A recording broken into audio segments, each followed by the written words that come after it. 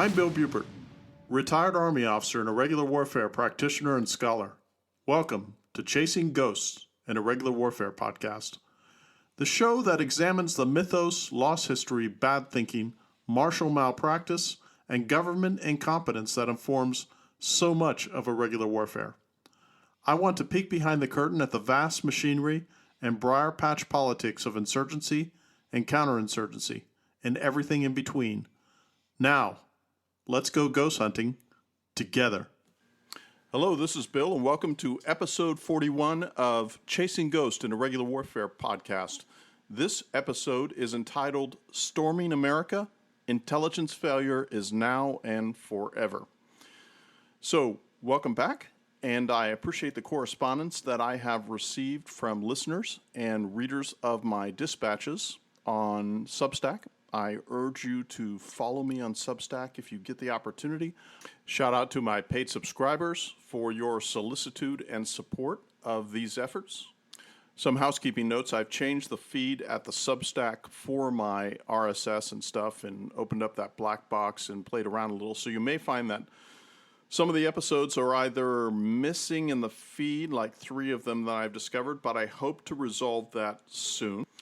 If you wish to correspond with me, you can email me at cgpodcast@pm.me. That is cgpodcast@pm.me. And I would also urge you, if you haven't visited my Substack, or if you have, to use the opportunity to leave comments and start and continue conversations on there on all the episodes that I have archived there from 1 through 40, this being 41.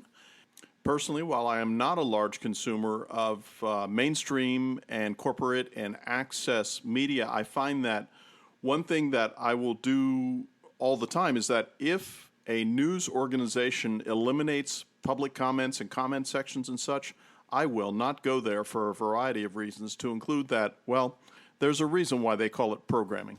While I am on Twitter occasionally, @WBupert is my handle there. If you care to join me or follow me, please do so. I have tried to stay away from that time vampire as I can, because I find that on occasion I'll get on the X or Gab to a lesser extent, and time just gets away from you, so I've tried to discipline myself and not be on there as much.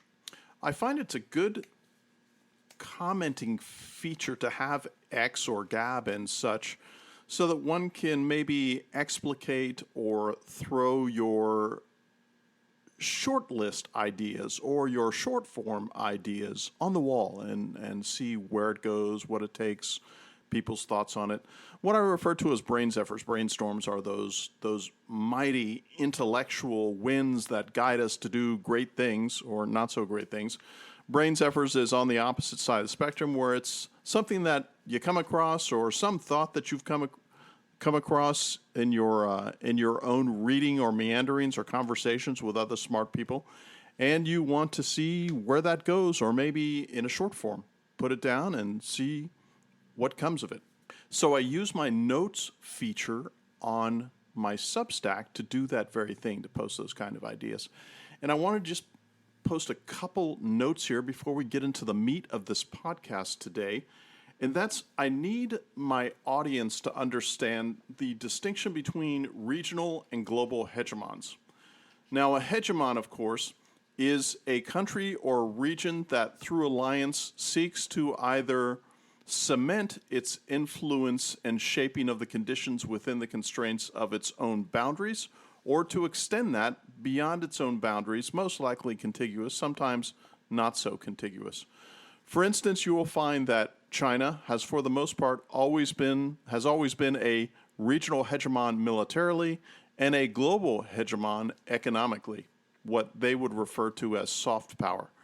You'll find that Russia has always been, for the most part, a global hegemonic aspirant, but they pretty much resign themselves, I think, to being regional hegemons with influence over the area that is contiguous to them, and as with China, sometimes not so contiguous to them, as we've seen with Chinese and Russian influence operations in Africa or South America over the past 120 years.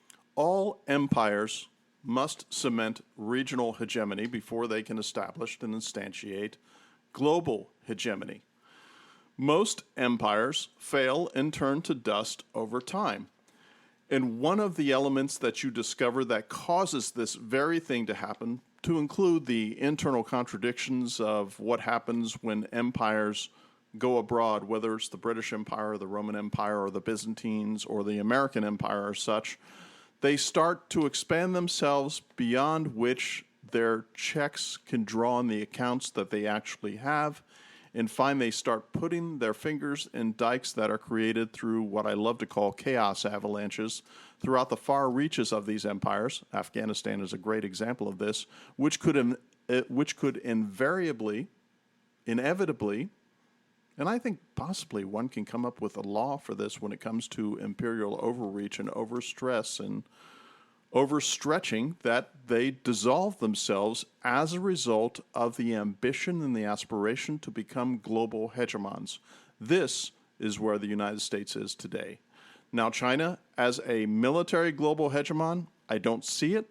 I don't see that ambition beyond their region or super regional capabilities, because when you look at Chinese history, for instance, rarely are they able to externally project successful military power beyond their contiguous borders, and the history proves that out. The same thing applies to the Russians, who have suffered an invasion from Europeans in both 1812 and in 1941 with Operation Barbarossa under Hitler in World War II. So China and Russia can also be referred to, in a certain extent, psychologically, as paranoid powers. Those powers that think that the world may be out to get them. Now, for the Russians, as I just observed, there were the military stratagems employed against them. Now, China has suffered both military and political stratagems that have been levied against them since the end of the 18th century, if you examine the history, and we'll be doing that here on occasion in future episodes.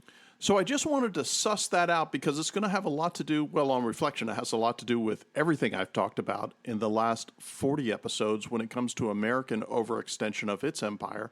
And of course, in the succeeding episodes to this one, what that's going to have to do with the eventual turning to dust of the American empire, which is an historical inevitability, whether we like that or not.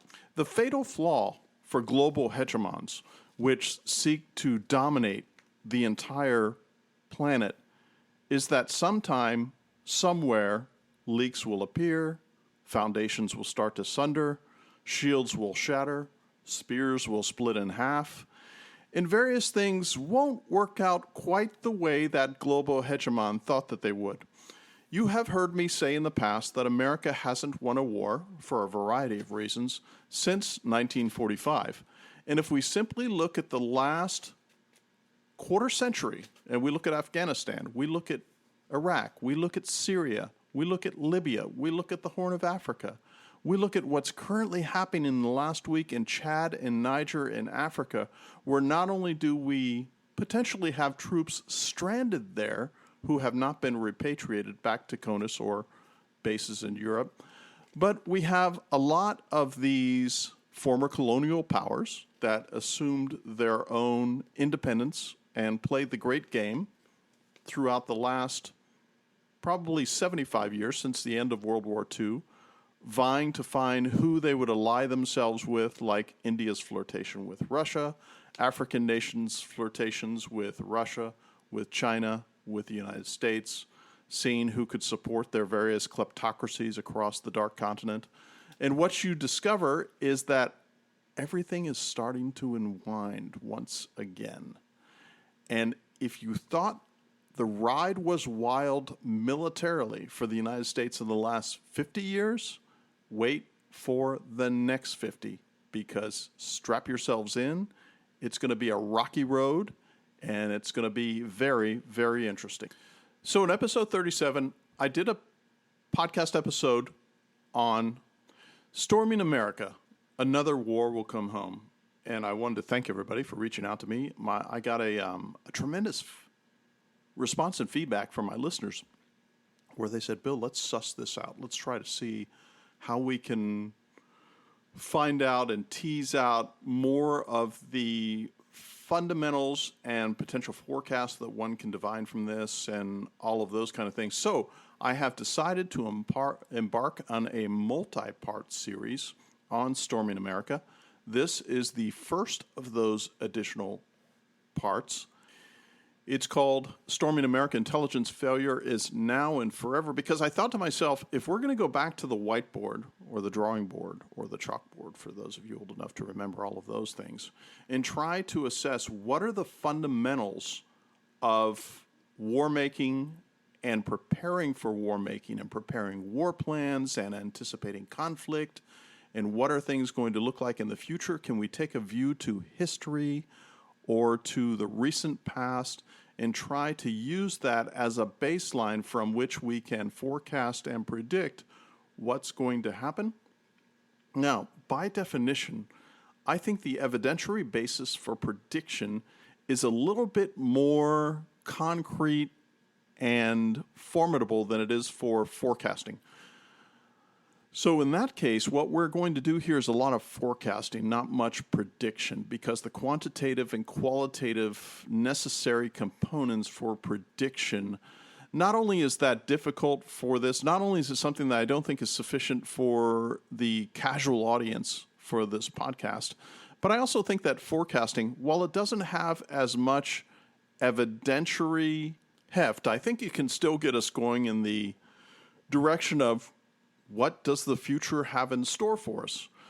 For instance, one thing that I postulated the other day, again, a brain zephyr that I posted to my notes at Substack, was that I think, for instance, a forecast, not a prediction, Elon Musk has 5 to 10 years to get to the red planet. Now, I'm calling the ball at 2030 as the point of no return. Now, why is that? It's because I think the combination of digital and stupidation, the STEM reproducibility fraud phenomenon, and the chaos avalanches of the competency crisis that are rippling through everything here in the West will make that success more and more unlikely year by year. While I think the digital screen has been a boon, it's also a curse in that it's rewiring cogitation and thinking in a severely negative fashion. We're just past the cusp of digital natives as parents having their own children and raising them in a fashion they are acquainted with, which will also have downstream effects in this, I'm declaring it, winter of our civilization. We're also entering the end of that 70 years of relative peace in the West, not the rest of the world, since the end of World War II. That has been the unusual interregnum of not violence, unlike the perennial violence that characterized the human experience before. Thank you, Kurt Schlichter, for coming up with that nugget. Now, just so you know, that violence is screaming and pounding at all the gates of Western civilization, and it will be breached or sundered, ladies and gentlemen. I have sad news for you, but that is certainly the case. Again, it's probably an impetus behind me teasing out and expanding on my original podcast episode in 37, Storming America, The War Comes Home, and why we're going to start looking at that in detail, starting with this particular podcast episode, where we will examine intelligence failure. If I had any pending invitations to the intellectual salons of Washington, D.C., or other Western capitals, and the cocktail parties at the ambassadorial and consular functions in D.C. and its environs in the rest of the world, and maybe intelligence community as a phraseology in and of itself, and the dozen-plus intelligence organizations that comprise that under the Director of National Intelligence. After this episode, I think that all those invitations that may have been pending, which I really don't think were, are going to be withdrawn immediately, and I will become P&G in the entire IC. But there it is. Such is the burden of those who interpret the truth and tell it like they see it. Thank you, Mike Rowe. While there is bad actors, bad behavior, and just horrific things that have come out of the United States intelligence community in the last century, and especially accelerating past the end of World War II with the establishment of the Central Intelligence Agency, While I'm not going to burden you with a very sophisticated and detailed history of those, I would urge you, if you are interested in knowing why the CIA should be disbanded and the earth salted where Langley's facilities, and maybe its facilities planet-wide, are and have been, I urge you to read two books, Ghosts of Langley by John Prado and Weinstein's book, Legacy of Ashes. So those two give you a really in-depth overview of what's happened since 1947 and 1948 with the establishment of the CIA, which came out of the Office of Strategic Services in World War II under Wild Bill. They were at a crossroads in 47, 48, 49, where they had the opportunity to be an intelligence analysis component of the federal government and the West to forecast and predict, by the way, and make very deep and wide analysis of events around the world to ensure a neutral or beneficial national security environment to the United States proper and its allies. There was a fork in the road.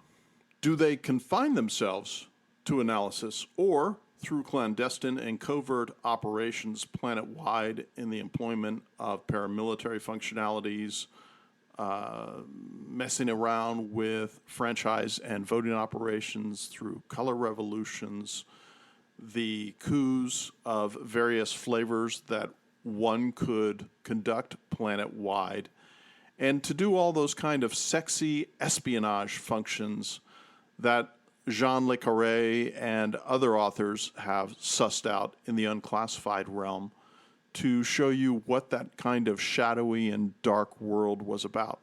So that bifurcation was between analytical functions and maybe taking those analytical functions and using the knowledge garnered from that to try to shape and influence the conditions in different countries or regions to, again, and I'm being very charitable with this, be neutral or beneficial to the national security needs of the United States and its allies. Now, when we look at everything that has happened, and Weiner and Prado go into excruciating detail on what happened with a lot of these covert action activities, for instance, in the 1950s, where hundreds, if not thousands, will we ever know, of Eastern European or former Soviet bloc personnel were parachuted behind enemy lines, in this case the Warsaw Pact and the USSR, inevitably into the waiting arms of the NKVD or KGB personnel who were waiting on the ground for them at the landing zone to scoop them up and either dispose of them there, take them back for extensive interviews, or to turn them into double agents or whatever the case may be. Because if the Russians, and a little lesser so the Chinese, have singular espionage capabilities, when it came to foreign espionage and penetration and concentration and success, the Russians wrote the book on it. The United States did not when it came to human intelligence. So I'm rather cynical about the entire intelligence community in the United States and its capability historically to do the right thing, not only by normal human moral standards, but also to do the right thing to make America either a better place or the same place for freedom and liberty. But what you discover historically, when you go back not 100 years, but thousands of years of human history, is that large governments can only exist if they have very sophisticated and large intelligence operations and very large, wide, and deep informant classes and the incentives therein, East Germany, I'm looking at you, to make sure that the entire country itself, from a national security and intelligence apparatus perspective, is pretty much going to follow the political winds dictated from the central government, or through perverse incentives, they find ways to ensure that liberty and freedom aren't as vital or as free as they used to be. I think that categorically, large intelligence communities in all of their tentacled entities throughout a given domestic community, like the United States, like the West, like the Allies, and their espionage overseas inevitably cause chaos avalanches, cause significant problems for national security to start to decay, or in this case, what we've seen is that empire after empire uses these entities domestically and internally to ensure that the masses do what the central government wants done. Let's get to fundamentals. What is intelligence, that word? And I'm not talking about human intelligence or IQ or anything like that. What I'm talking about is the practice of intelligence, the craft of intelligence. What is it? Picture this, and I'm going to make it as simple as possible. The global information market, as it were, is this mass of billions and billions of transactions and knowledge factors and people's observations of people that are close to them or not so close to them, and the conclusions that they come to, and all of the premises that form what's going to become conclusions about how the world works, how it operates, whether it should or would. And it's the entire ocean that we all swim in, through which our intellectual cogitation is able to sort out, and we do our everyday things of taking care of ourselves, improving ourselves, educating ourselves, or preparing for the future. Out of that, the intelligence functionality is one in which, like the intelligence community in the United States, whether it's the CIA, the National Security Agency, the FBI, and any number of others under which the Director of National Intelligence, which was formed after 9/11 to sort of coalesce and ride herd on all the different intelligence communities, both military and civilian, in the United States and in the West, in order to, get this, make them more effective. Well, we all know that hasn't worked out too well. But in the end, what they're trying to do is have actionable intelligence. And actionable intelligence is rather easy to grok. Actionable intelligence means that we know the who, what, where, when, and why of something, and that whether it is assassination, manipulation, shaping, black propaganda, white propaganda, or whatever is focused on that particular entity or group of entities, actionable intelligence is all the data one has gathered that you need to start or continue operations to shape and influence conditions somewhere else into something that you want them to be as far as outcome. One can see where this can be abused. One can see where human foibles would cause this to be a big problem, or maybe a success. I would point to an intelligence success would be the reading of the classified and encrypted Japanese and German mail, as it were, I put that in quotes, through Enigma and what the English did in cryptography, what the Americans did in cryptography, breaking the Japanese purple diplomatic codes and things like that. I think there's where one can look at an intelligence win in, wow, isn't this different? Where they were actually collecting intelligence on the enemy instead of their own people to make determinations to shape the conditions of success from a military perspective.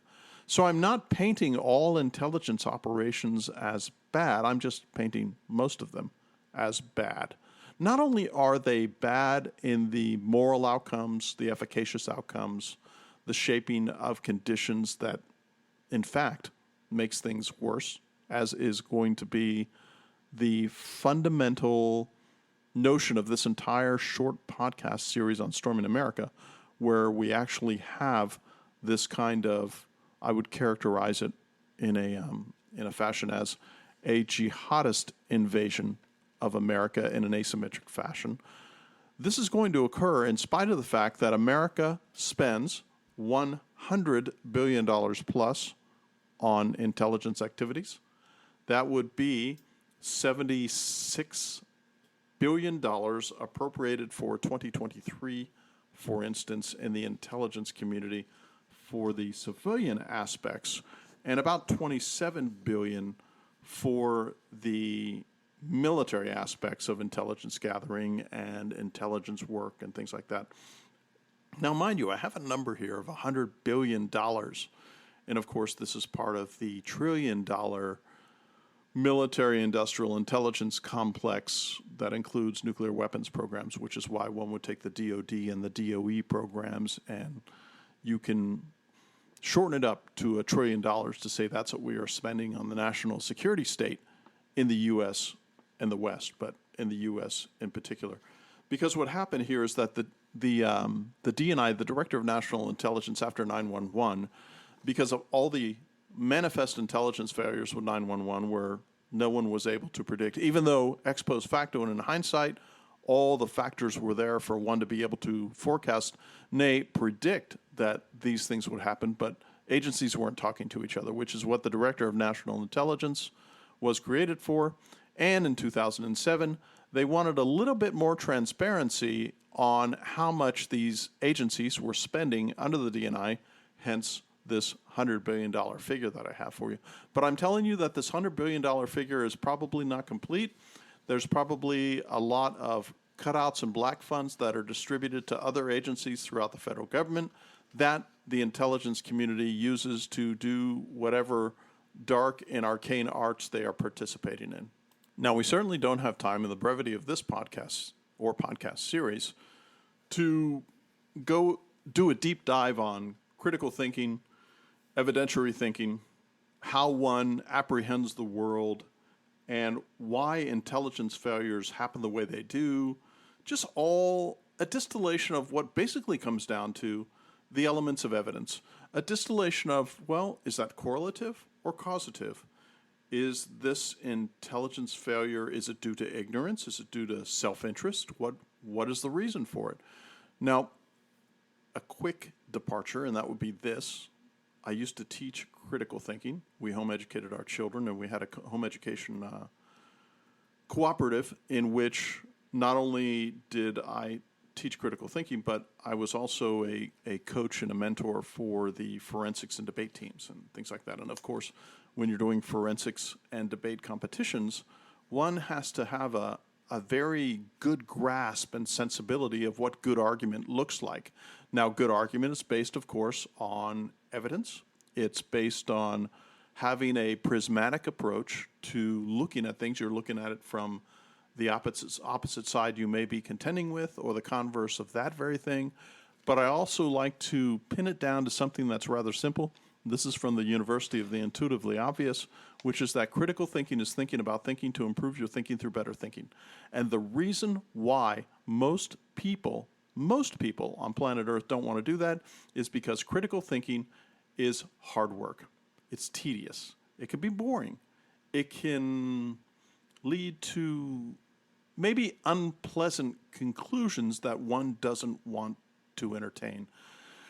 As a matter of fact, I'm sort of jumping ahead here, but I'm going to say it anyhow. I so wish that the intelligence community that I was involved with in the past had taken the time to instantiate the 10th man, to instantiate red teaming, to instantiate contrarian attitudes and viewpoints, maybe even have an office that's required in all of these bureaucracies in which you've got to have a guy sitting in an office who has a sour attitude, who is always contrarian, who is a perennial mismatcher, to examine whatever conclusions you have come to, especially for those in the operations directorates in these various intelligence organizations, to war game and red team just what it is you intend to do, or maybe in the process, just what it is you think you're doing, or maybe ex post facto in the forensics examination of the various and manifest legions of failures of the intelligence community in the West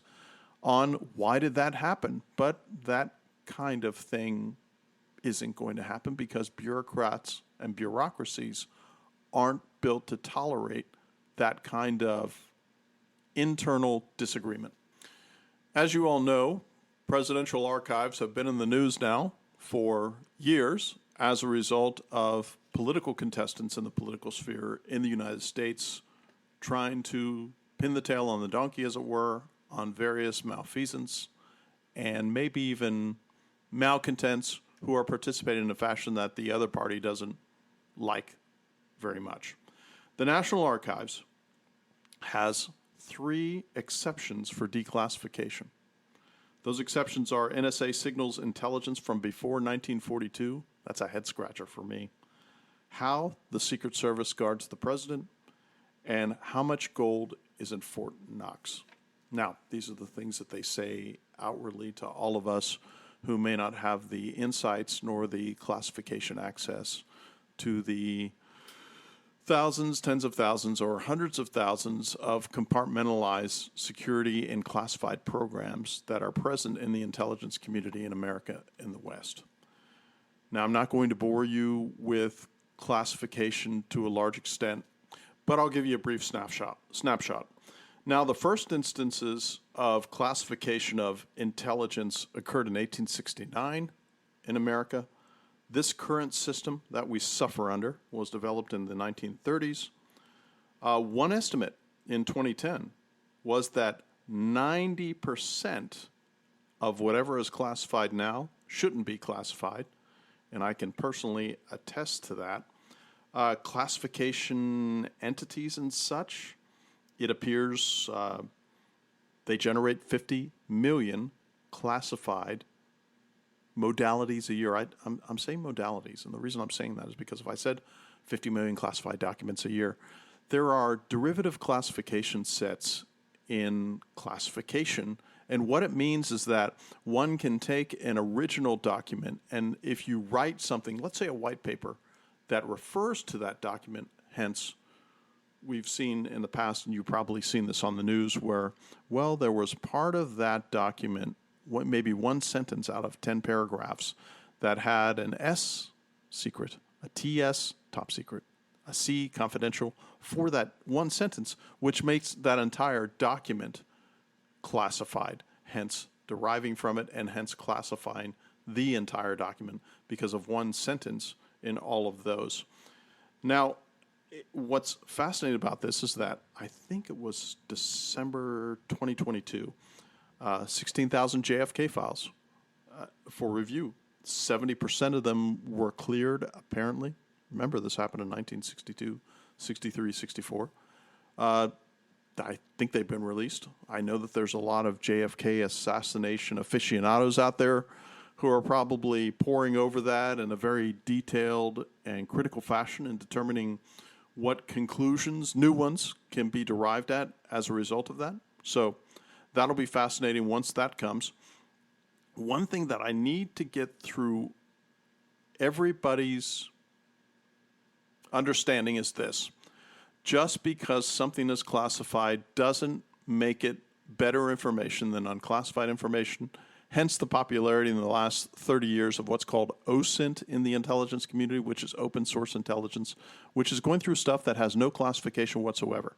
It could be news weeklies, it could be news agencies, it could be white papers, it could be academic papers. It's open source intelligence. And then you take varieties of this and collate it together or put it together and try to come to conclusions.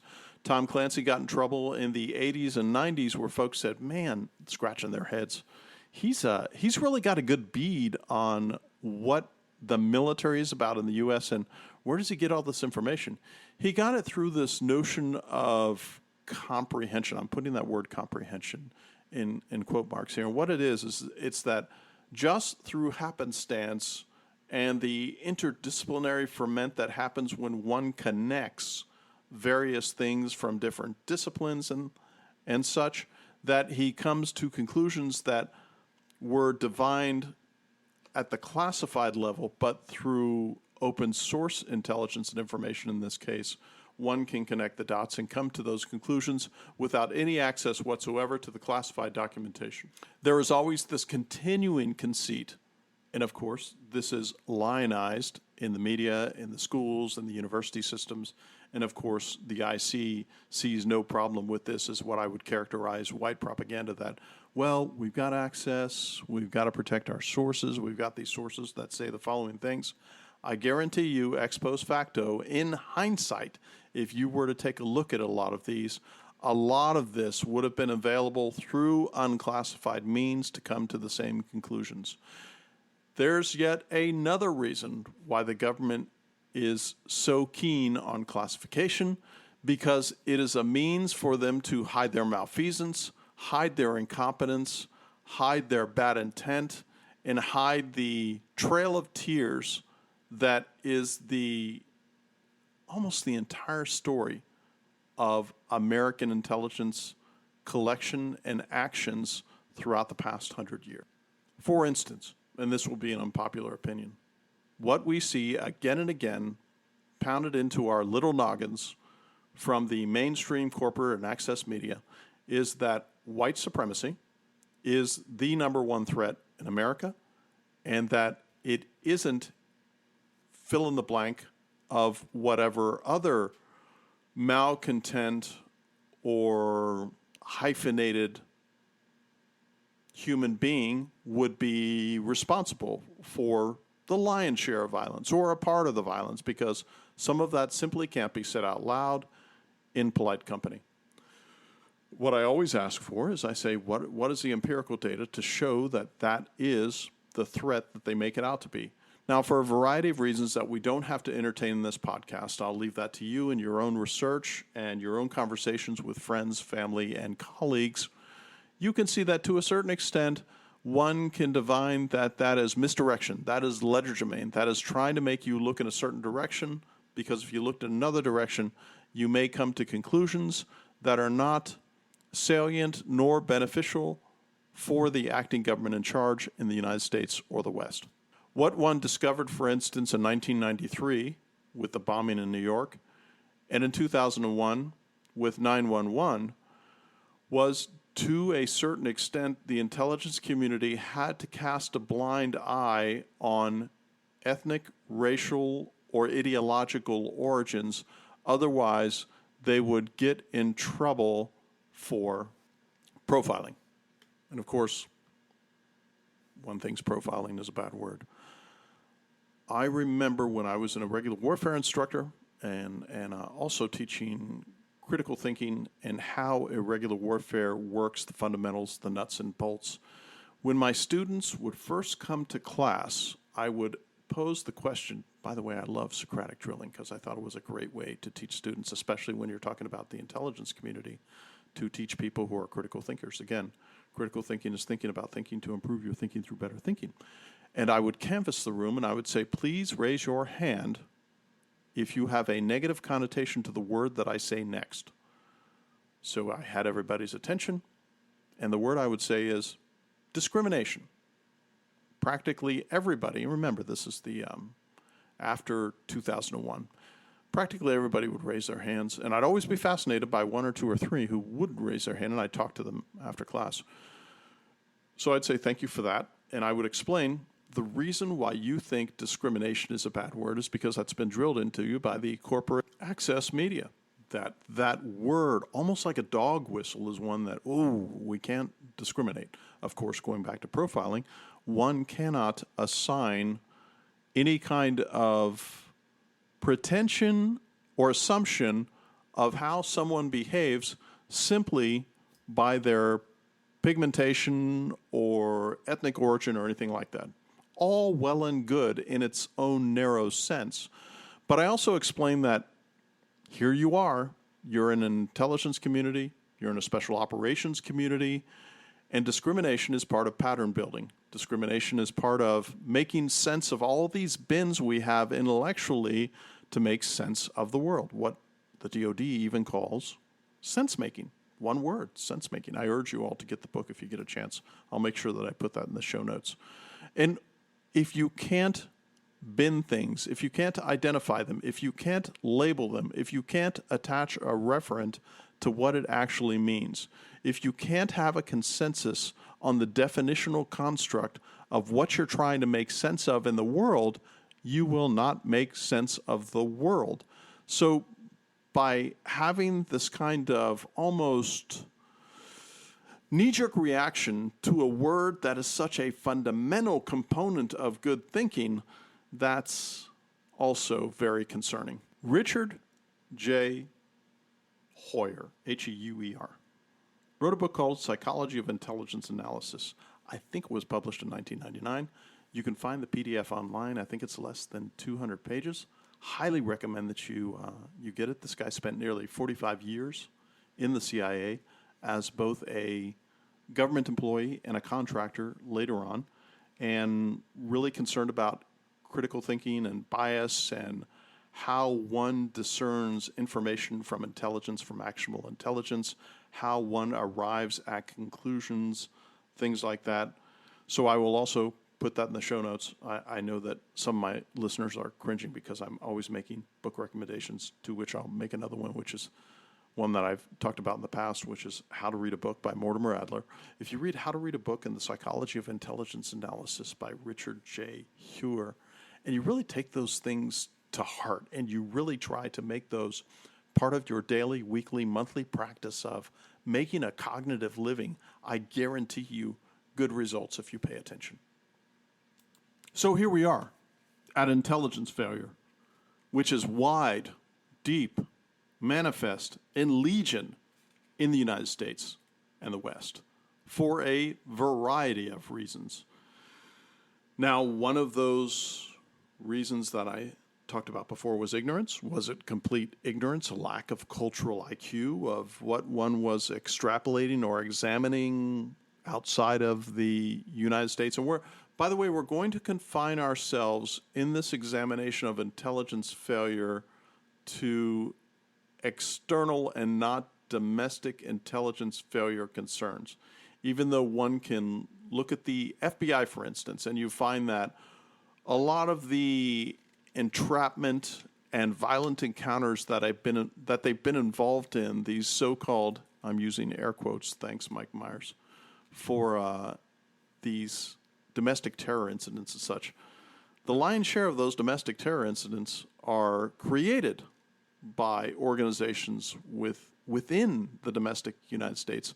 I would urge all of you to take a look at the transcripts or even the amusing video footage from the Gretchen Whitmer kidnapping trial in Michigan and what came out in that as far as how the FBI, as the Keystone Kops that they are, it appears, conducted themselves when it came to that particular entrapment scheme and just the Three Stooges style chaos avalanches that ensued as a result of them trying to create a domestic terrorism event out of whole cloth. So we're going to talk about bias for a little bit, and what I wanted to talk about was the fact that, of course, every human being is biased and equipped with bias filters. It's one reason why, over the years, when people have asked me, well, Bill, where do you get your news? Well, I certainly don't watch news broadcasts. There's a reason why they call it programming. I always urge people to read editorials and opinion content. Even go to places with content you may not agree with in order to achieve that kind of prismatic examination of what is the other side thinking, what kind of evidence are they garnering, and what are they doing to come to the conclusions to form the premises that they're employing to come to the conclusions that they do. Employ Socratic drilling. Socratic drilling is maybe Ono's 5 whys, or just continuing to ask the question of why. For instance, no matter how fundamental it could be anything from dog training to rifle marksmanship to intelligence analysis and everything in between. Keep asking yourself or those that you're questioning, well, why? When they answer questions, substantive questions that you have, until you have exhausted them and they've reached what I love to call intellectual bankruptcy, and they can't give you any more information because they don't know why. And fundamentally of who, what, where, why, and when, fundamentally the why is probably the most important aspect of all information and intelligence gathering when it comes to future shaping and influence operations that one intends to use. Now, from the CIA perspective, for instance, that would be an intelligence analysis coming to conclusions that will forecast or predict the future behavior of other nations who may either endanger the United States and its allies, or in its particulars in a region, what conflict is going to emerge there? What will these conflict bands do? How will the individual actors behave at the subnational, national, and regional level? And one can get answers to those questions by trying to do that Socratic drilling. And also, it makes you more informed about the shaping and the influence operations that you want to participate in. Everybody is biased. It's built in. That's what we do for a living. We're biased. Now, we're biased in a number of ways. The two that we want to treat here is we're biased by our language because, of course, the way we speak forms the patterns intellectually that we use to apprehend, appreciate, and understand the world around us. It will be that distinction in the military between SA and SU, which is situational awareness, is situational understanding. Situational awareness is I go into a restaurant and I look around and, oh, look, people dress like me, people talking like me, people sitting at tables, people seem to be happy, people seem to be content. Those of us who have certain backgrounds can go in there and achieve a situational understanding from that situational awareness of, well, that guy there seems a little agitated. Oh, I noticed that he appears to be carrying a weapon. Or you look elsewhere and you find that things are going on outside that you didn't understand before. That is what situational understanding is. Situational understanding is taking those awareness stipulations that you had prior under situational awareness and forming them into an understanding paradigm so that it can speak to action that you may have to take, in this case, to protect yourself in the present or the near future. Of those 200-some pages in Richard J. Schroer's book, The Psychology of Intelligence Analysis, and I think for the most part, 90% of the conclusions he came to are still cogent and applicable to today and, well, mind you, probably the future. Chapter 12, Biases in Estimating Probabilities. I wanted to quote from this. It says, in making rough probability judgments, people commonly depend upon one of several simplified rules of thumb that greatly ease the burdens of decision. Using the availability rule, people judge the probability of an event by the ease with which they can imagine relevant instances of similar events or the number of such events that they can easily remember. Mind you, easily remember, keep that in mind. With the anchoring strategy, people pick some natural starting point for a first approximation and then adjust this figure based on the results of additional information or analysis. Typically, they do not adjust the initial judgment enough. Expression of probability such as possible and probable are a common source of ambiguity that make it easier for a reader to interpret a report as consistent with the reader's own preconceptions. The probability of a scenario is often miscalculated. Data on prior probabilities, he has that in quotation marks, are commonly ignored unless they illuminate causal relationships. There is a lot to draw from that. And one thing I want to make note of here is that the book that I recommended, not only in this episode, but episodes past, and I hope that you've taken advantage of it, and you don't have to read it cover to cover, you can find places in there that you want to read, is the Syntopical Reading Conceit by Mortimer Adler and How to Read a Book. He has 4 levels of reading there. The first level of reading is the most rudimentary, which is that level at which one reads cover to cover. You're doing it in a casual fashion. You're not necessarily interrogating. Maybe you're reading a work of fiction, and you discover that as a result of that, that was fun. I learned a few things. The 4th level of reading is what he calls syntopical reading.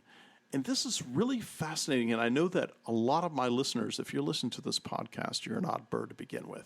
But I know a lot of my listeners have probably unconsciously participated in this. So, I really dig the idea of unconscious competence because on that competence spectrum from unconscious incompetence to conscious incompetence to conscious competence to unconscious competence, and we always want to go in that direction with everything that we do. When it comes to the business of reading and cogitation and intellectual examination and arguing with others or arguing with ourselves, Mortimer Adler came up with this really simple, I wouldn't call it an axiom, but it sort of works that way, which is that if you read 3 to 5 books on the same subject or more, you don't have to simply read 3 to 5, you can read 10 to 12 if you wish, or hundreds of them on the same subject, no matter how arcane it may be.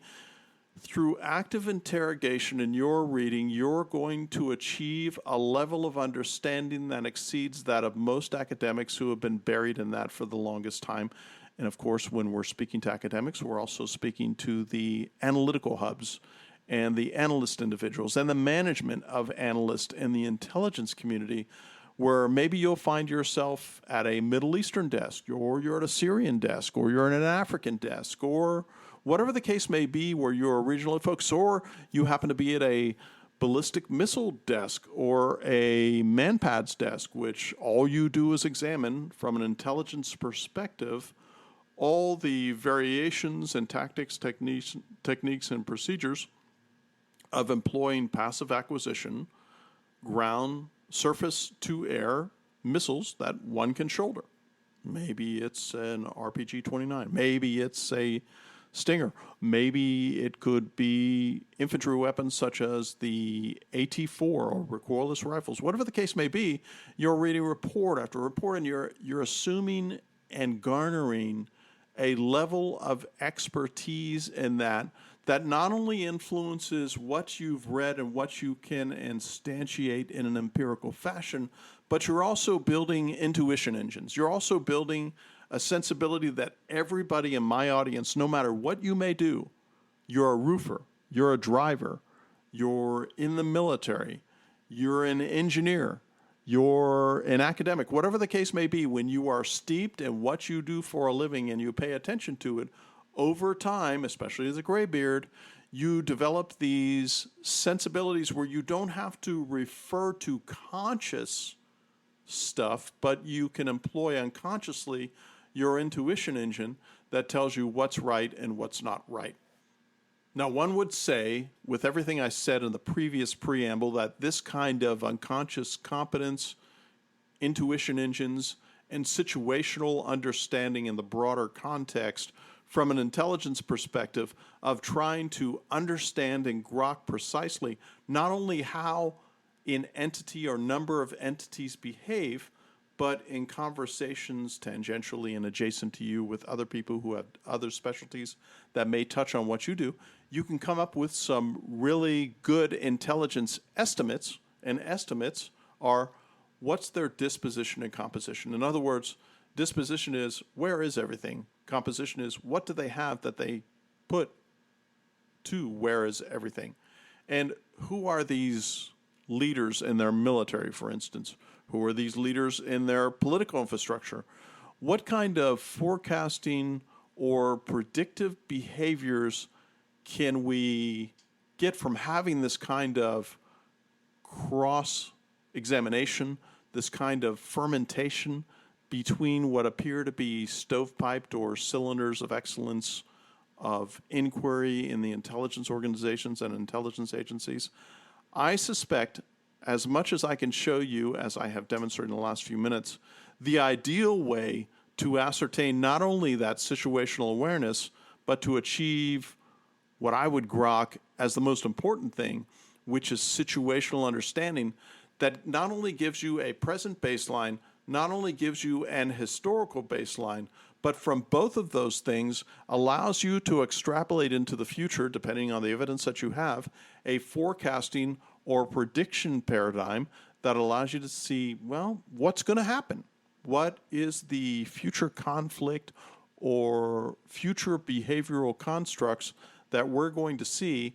And if we seek to either influence those or stop those, how are we going to do it?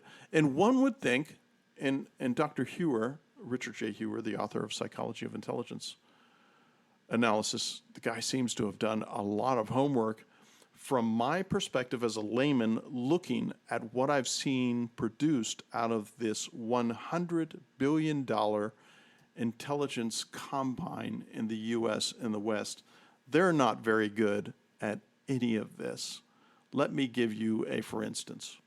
So I think I mentioned in the past that I won the lottery. I had this opportunity to be a student intern at the Hoover Institution, 1980s. And on occasion, I had the opportunity to work with one Robert Conquest, who has always been one of those Kremlinologists. He was around forever. I have probably a complete stack of his books that he published, to include his extraordinary work on the terror famine by the Soviets in the Ukraine, and a number of other books on the Soviet Union. Mind you, this is before 1989. This is before the fall of the wall. This is before the fall of the USSR. Robert Conquest was a contrarian. he was an outlier. He was not received well by fellow Kremlinologists, and he was pretty much a voice in the wilderness, much as Churchill was about the National Socialist threat in the 1930s, where he was confined to the outer reaches of the parliament because of what was perceived as his out-of-step apprehension of how the world worked at the time. Conquest knew that the Russian Empire was evil. He knew the Soviets were evil, and he knew the system didn't work. Now, mind you, this is in the 1980s, and this is when Paul Samuels had an economics text, the best-selling economics text in the world at the time, and continued to be, which during the 1980s published, and I'm paraphrasing, sections of said text which said that the Soviet model of economic manipulation, expansion, and provision of goods and services is the superior model to capitalism in that it will overtake it over time. Paraphrasing again. Samuelson, to me, was just an awful economist. I happen to be an Austrian economist, and of course, we are out of step. We are outliers, and we aren't accepted by the mainstream economics community. But nonetheless, I wear that hat proudly. Conquest was the only one to call the ball. He was the only one to say, in the mid-1980s, this cannot stand, it will not last, and it will collapse. And he was laughed at by all the Kremlinologists at the time. Because all the Kremlinologists at the time, the Sovietologists, the specialists, to include those who worked in foggy bottoms at the State Department, to include those who were making the intelligence estimates under George Bush Sr., for instance, when he took over the CIA, all of these intelligence agencies were coming up with the notion that this was a very big, bad bear harnessed to an economic system that would soon overwhelm the West. We'd been hearing that since the 1930s, haven't we? There was almost an academic capture by the Soviet ideal and by the pretensions of communist politics and politicians and economic conclusions and such that informed the way they examined and analyzed the Soviet threat, the possible Soviet successes and such, which means that between 1989 and 1991, when all of the intelligence organizations, and especially the Central Intelligence agencies, were just caught flat-footed, flat on their backs, not making the proper assessment, and not being able to predict what would happen in 1989, 90, and 91, with the spin-off and eventual glacial calving of all the Stan brothers on the underbelly of the Soviet Union.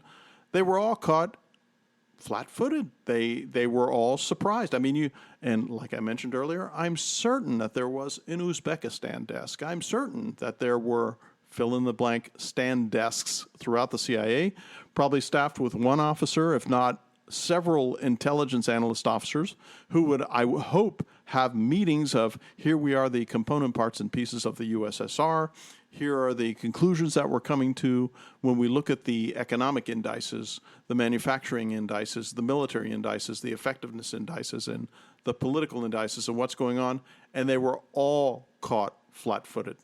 Now, we go to the 1993 bombing. That caught us by surprise in New York. 2001, you have 9/11. That's a surprise. Then, of course, we have the military going into Iraq, going into Afghanistan, going into Libya, going into the Horn of Africa, going into Syria, and every place in between, and all of the intrigues and palace coups of whatever variety one can come up with in that time after the fall of the Soviet Union. But as I had alluded to previously in a cryptic fashion of dropping all of these former Eastern European emigres to the West by parachute into landing zones that were probably directed by the KGB at the time and into the loving arms of the Soviet state, again and again and again, the Directorate of Operations at the CIA, fundamentally the folks who were conducting the Ministry of Ungentlemanly Warfare, as Churchill would say it, with espionage operations, stay-behind operations, collaboration operations, turning operations, knock operations, non-official cover, and all of those kind of things, rather unsuccessfully. The point that I'm getting at here is that intelligence failure isn't a unique component of the U.S. intelligence community, even though I think they excel at it. It is a component of the way humans apprehend the world, the way politicians, bureaucracies, and intelligence, when they're connected to each other, behave in a fashion that is not only injurious to truth, but behave in a fashion that almost gives an incentive to create chaos avalanches where the law of unintended consequences and the extrapolation of second and third order effects simply isn't taken into account with the due diligence that it should. And as I'm fond of pointing out, Newton's third law is a stone-cold motherfucker when it comes to everything that it touches. And in this case, it touches things in a fashion that is so injurious to a proper apprehension of the world that you find yourself, after a lot of these intelligence operations and intelligence failures take place, in a worse position than you were before any of that happened. And in this case, you spent $100 billion for the privilege. So these intelligence failures, and of course, I would urge my listeners to look that up in left, right, collectivist, individualist, whatever your perspective happens to be with that phraseology of intelligence failure. Well, it failed because they didn't get enough money. Well, it failed because they weren't paying attention to that corner of the world. Well, it failed because they didn't do the proper cross-examination and interdisciplinary and cross-fermentation between different people looking at different things, where they'd all get in a room and they'd take a decision and say, yeah, that's a... I love this phraseology, and it's one that I employed when I worked in this. How are we going to divine the single most accurate picture? Because you can't get the 100% picture. You'll never have that because we're human beings. What is the single most accurate picture that, I hate to say this, that is almost a consensus of all the analysts in the room? But then again, that is part of this problem bureaucratically, is that when you get a consensus in a room that isn't red teamed, that doesn't have a 10th man, that doesn't have a paid contrarian who is protected for his contrarianism, you are going to get involved in groupthink that is going to cause significant damage to making your way to that single most accurate picture. And if you don't harness that to moral courage, in which you're willing to tell the people who want these analytical products that they may be wrong, and this is what may be wrong in their thinking, and these are the things that they have to do other than what their intent was in the first place, the lack of that moral courage has led to so much loss of blood and treasure and maiming and killing of men, women, and children planet-wide for centuries, if not millennia. But when we compress it and we look at this particular episode since the 1870s of U.S. foreign policy and what it has done to conduct conflict planet-wide, intelligence has never been a strong suit for how America fumbles around on the planet in a Marshall sense. And in my mind, this all comes down quite simply, and I don't want to simplify something that is rather complex, and this is, but I do want to make this single observation. If you don't harness bias filters, understand bias filters, and wrap your head around the fact that whatever you've read, whatever's informed you, you may be dead wrong. And if you're in a pecking order, we all live in baboon troops, don't we, as human beings? If you're in a pecking order where that kind of alternate thinking isn't accepted, then you are probably going to foment wrong conclusions that will lead to very bad outcomes. For instance, we love to talk about, well, the U.S. military is the best in the world. It's this. I happen to think that the United States military is probably the most expensive paper tiger in the history of mankind.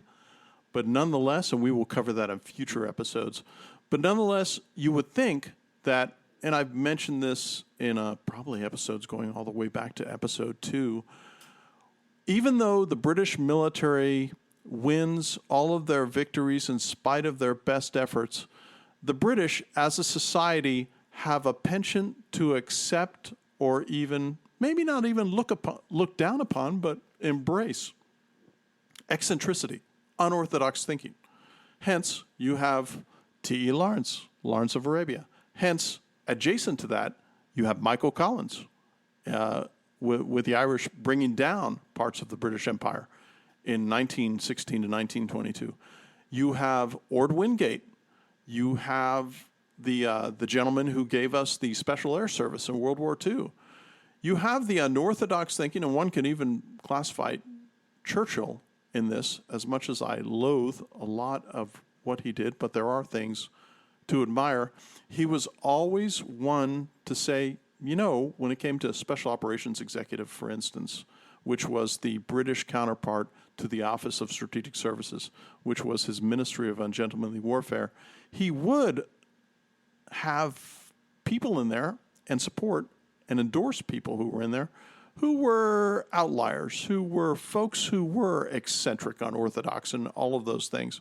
And that led, in my mind, to better thinking and better outcomes.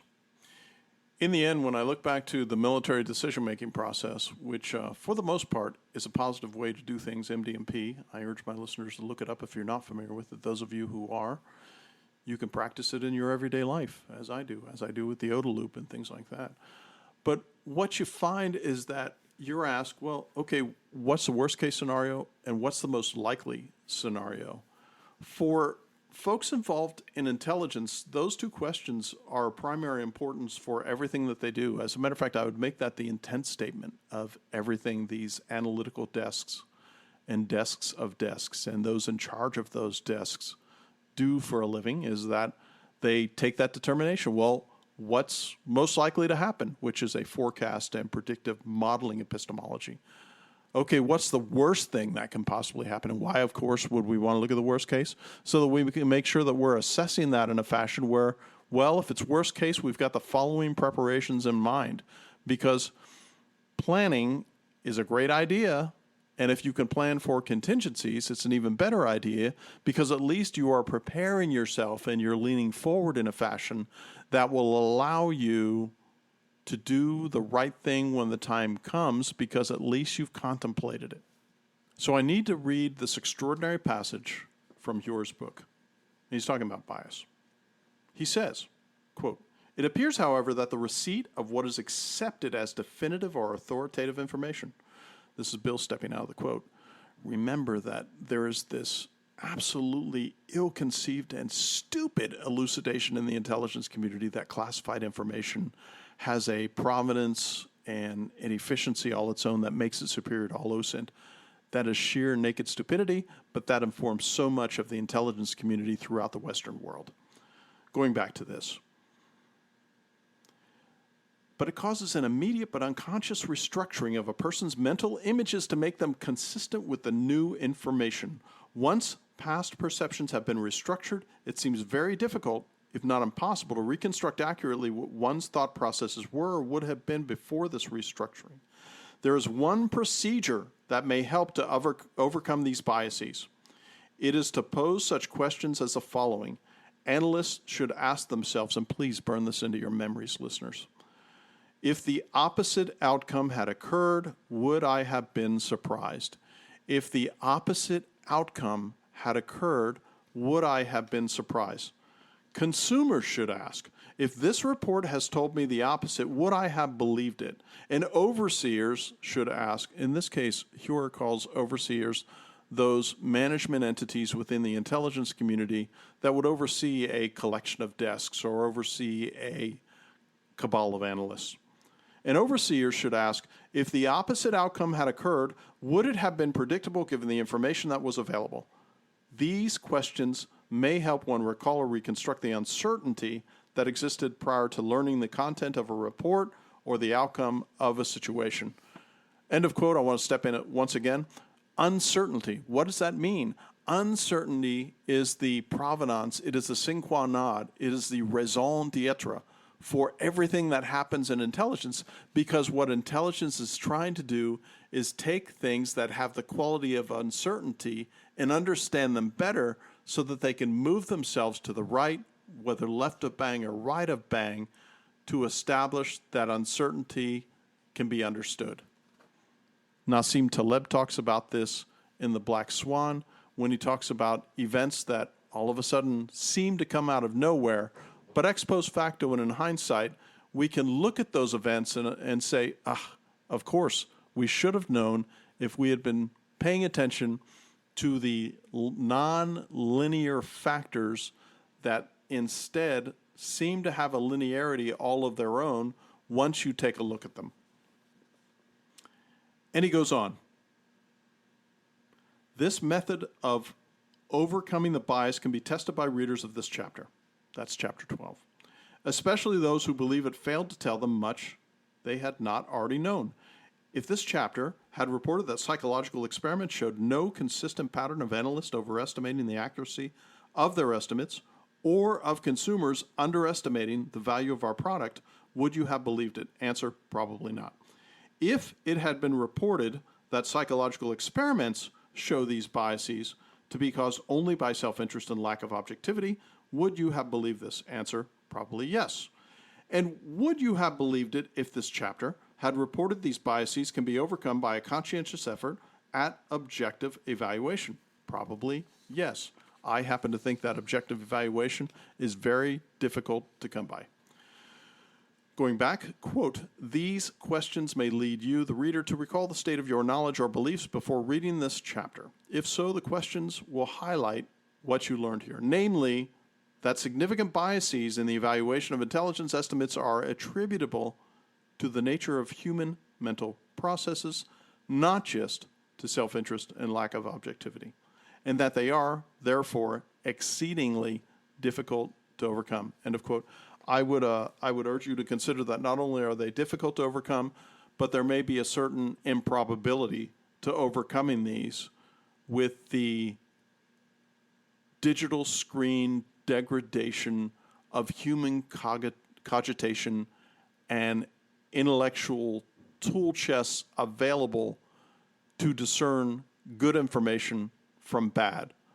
As a matter of fact, you will note that misinformation and disinformation is a very popular notion nowadays, but when you examine those, what it happens to be is what is the consumer or digestion of that information leading to as far as outcomes. The leading purveyor of disinformation and misinformation is disproportionately governments throughout the centuries. Now, mind you, I'm looking here at Hewer's book, Conclusions, chapter 14. He talks about improving intelligence analysis. He provides checklists.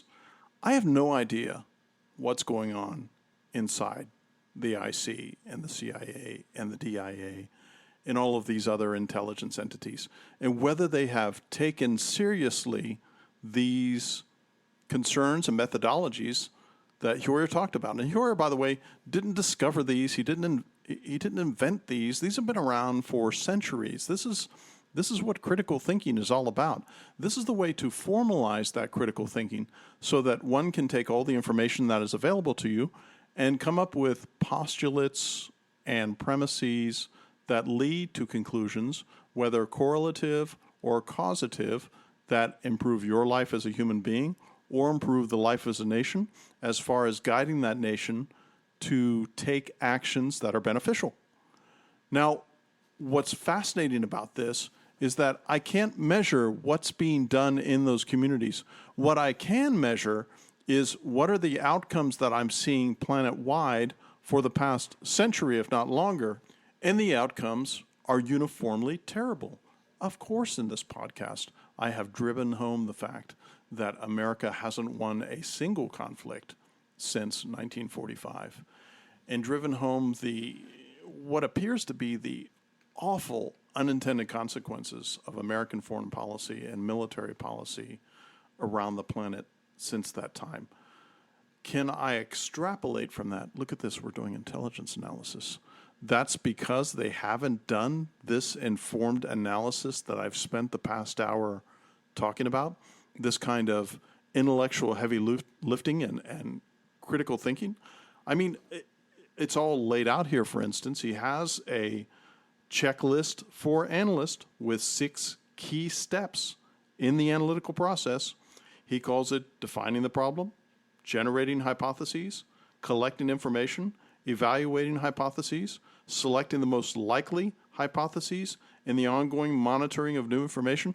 By the way, isn't that eerily reminiscent of the scientific method? Of course it is, because they're related to each other, because what they're both trying to do is not forecast or predict an income in a leisurely fashion, but trying to be empirical, trying to do the quants and the qualitative assessments that allow one to look at all the available information that you have and come to those conclusions, whether effective or ineffective, of what that single most accurate picture is.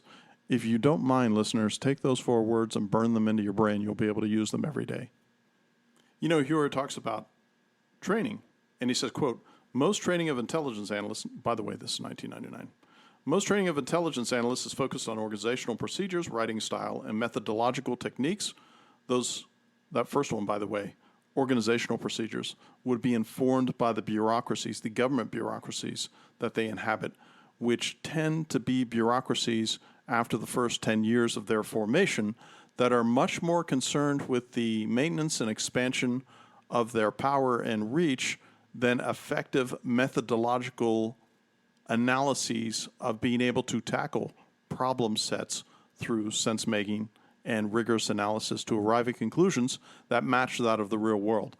Not a lot of that has to take place because that is a perverse incentive in bureaucracy if it goes against the ability of that bureaucracy to remain in power. He goes on, analysts who write clearly are soon to be thinking clearly. That's not the case. Yet it is quite possible to follow a faulty analytical process and write a clear and persuasive argument in support of an erroneous judgment. Yes, it is. As a matter of fact, one could say that that informs so much of American foreign policy in the last quarter century. And surprise, surprise, he has a paragraph called Exposure to Alternative Mindsets. Quote, the realities of bureaucratic life produce strong pressure for conformity. Management needs to make conscious efforts to ensure the well-reasoned competing views have the opportunity to surface within the intelligence community. Analysts need to enjoy a sense of security so that partially developed new ideas may be expressed and bounced off others as sounding boards with minimal fear of criticism for deviating from established orthodoxy. Much of this book has dealt with ways of helping analysts remain more open to alternative views. Management can help by promoting the kinds of activities that confront analysts with alternate perspectives. Consultation with outside experts, analytical debates, competitive analysis, devil's advocates, gaming, and interdisciplinary brainstorming. Now, by the way, that last one, interdisciplinary brainstorming, it's the chemical engineer that ran into the electrical engineer, and they both came up with a car battery. That kind of interdisciplinary ferment is probably the seed and fulcrum of most innovation in the Western world in the last several years. So I would hope that all of this, I've given you sort of an intelligence 101 and how we may do it better and what we're facing with a government bureaucratic intelligence organization, even funded at the lavish levels of $100 billion a year, fails to instantiate, or I would suggest capture realistically what's going on. For instance, when we look at the special military operation, which inaugurated in February 2022, where the Russians invaded the Ukraine after redlining and warning us as back in 1991, and even the present director of the CIA talked about 2008, where he said, this is a red line for this NATO expansion into the east, that the Russians will take action over time. Flat-footed, caught flat-footed, the intelligence community. Wouldn't it be interesting to see from February 2021 to February 2022 to examine forensically all the U.S. and Western intelligence agencies and how many of them could have predicted what was in the offing as far as the special military operation by the Russians? I'm certain that they were caught flat-footed. For instance, before the departure from Afghanistan, you had analysts saying, oh, the ANA will do this and they'll last this long and such. I even said, I think I think the ANA may last a month. They lasted a week. I was wrong, but I didn't think they had any loitering capability to fight off the Taliban and all the other resistance elements that had coalesced around them to remove the Western invader from Afghanistan for the third time in 2 centuries. Which brings us, after this podcast, which is longer than usual, apologies for that, to the very disturbing conclusion that I'm about to offer, and that is this. Because of the lack of efficacy and effectiveness and critical thinking skills in the entire intelligence community, because of its bureaucratic refusal to institutionalize red teaming, counterfactual analysis, 10th man thinking, and contrarian thinking into the intelligence estimates that are the final product that reach the political class, who take all the decisions on how America is going to proceed forward. And when you harness that to the willful neglect of profiling and being politically incorrect about calling out ethnicities or hyphenations or accredited victim groups who may have a disproportionate impact on the domestic security of the country, when, not if, when the October 7th style Gaza attack, upscaled, upgraded, upsized, and absolutely terrifying, happens in America, and a lot of this, and I'm not calling this the root cause in all of this is the lack of tolerance of contrarian thinking. One of the proximate causes, as we entertain in engineering, is that when you have this open border in which you have all of these knocks, these illegals, and all of these entities that can come across and seek an asylum and such, who are not connected in any fashion to a database or identified to maybe prior behaviors in other countries in which they participated in terroristic or military functions and modalities, not tracked, they're here. Remember, these are fire and forget functionalities. Unlike Chinese knocks, illegals, and could be Israeli, could be Russian, could be mostly Western-centric, even though the Chinese aren't Western-centric. But by exception, these jihadists, if they come here, whatever flavor or stripe of Islamic fundamentalism it may be, they are imbued with a fire and forget capability where, given the weapons, given the logistics, given the auxiliary assistance, given the communications, once the green light is lit for them to contemporaneously and spontaneously attack Americans or American public places or American infrastructure, and as I talked about in episode 37, these aren't my ideas. These are William Fortune's ideas from Day of Wrath. These are Kurt Schlichter's ideas from The Attack. And those two gentlemen aren't the first ones to posit that this kind of internal attack could occur. There's a number of other authors and probably advocacy tanks, I don't call them think tanks, advocacy tanks out there that have talked about this very thing. Nothing will stop it from happening in America. It's coming. It's inevitable. So get ready. Be prepared. I talked about in episode 37 what you can do. This will be part 2 of a continuing series for the next few weeks in which I will pursue this line of inquiry to describe to you, I won't say exactly, I won't say precisely, but I will say in broad strokes what this attack is going to look like and why its inevitability is a shame for America. But there we are. This is Bill, out.